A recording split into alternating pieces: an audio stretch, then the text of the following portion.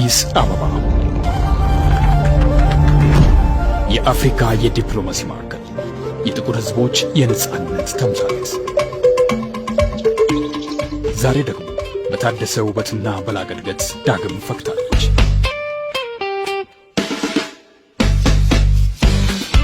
የአባቶቻችንን ድል በክብር የዘከረችው መዲናችን በኮሪደር ልማት ዘመናዊ ገጽታን ተላብሳለች። ንጹህ አየር፣ ሰፋፊ የእግረኛ መንገዶችና ለአይን ማራኪ የሆኑ የከተማ ገጽታዎች እንግዶቿን ለመቀበል ዝግጁ ናቸው።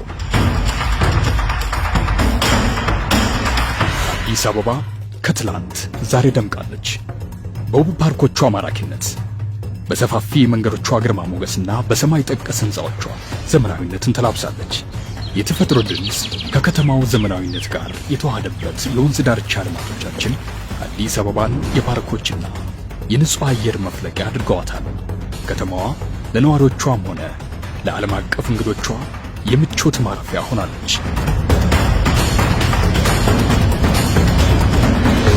ከዘመናዊነቱ ባሻገር የኢትዮጵያውያን እንግዳ ተቀባይነትና ባህላዊ እሴቶች በየምሽት ቤቶቻችን ይንጸባረቃሉ።